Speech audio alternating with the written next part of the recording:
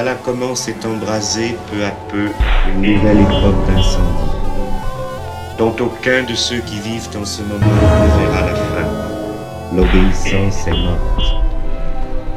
Il est admirable de constater que les troubles qui sont venus d'un lieu infini et éphémère ont finalement ébranlé l'ordre du monde. On n'ébranlerait jamais rien par de tels procédés si l'on avait affaire à une société harmonieuse et qui saurait gérer sa puissance. Mais la nôtre, on le sait maintenant, était tout le contraire.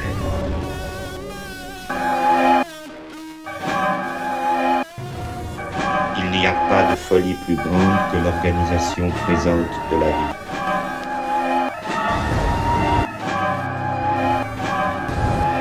Les pouvoirs actuels, avec leurs pauvres informations falsifiées, qui les égarent eux-mêmes presque autant que l'étourdit leurs administrés, n'ont pas pu encore mesurer ce que leur a coûté le passage rapide de cet homme.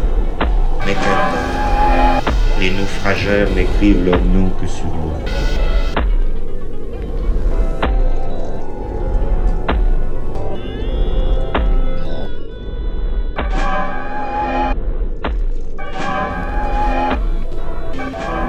C'est ainsi que nous nous sommes engagés définitivement dans le parti du diable, c'est-à-dire de ce mal historique qui mène à leur destruction les conditions existantes, dans le mauvais côté qui fait l'histoire en minant toute satisfaction établie.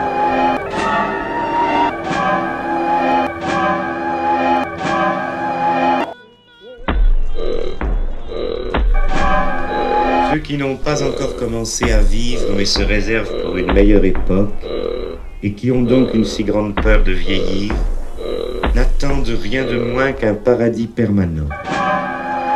L'un le place dans une révolution totale, et l'autre, c'est parfois le même, dans un stade supérieur de son ascension de salarié. En somme, ils attendent que leur soit devenu accessible ce qu'ils ont contemplé dans l'imagerie inversée du spectacle, une unité heureuse éternellement présente.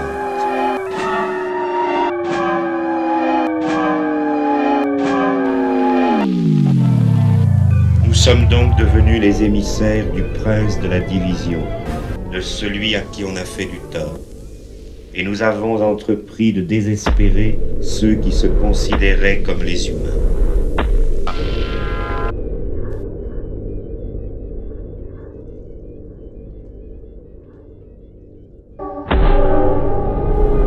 Parler clairement et sans parabole, nous sommes les pièces d'un jeu que joue le ciel.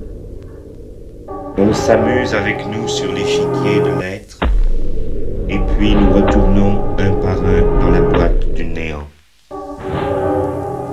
Que de fois dans les âges, ce drame sublime que nous créons sera joué en des langues inconnues devant des peuples qui ne sont pas encore. Qu'est-ce que l'écriture, la gardienne de l'histoire? Qu'est-ce que l'homme, l'esclave de la mort, un voyageur qui passe, l'hôte d'un seul lieu? Qu'est-ce que l'amitié, l'égalité des amis?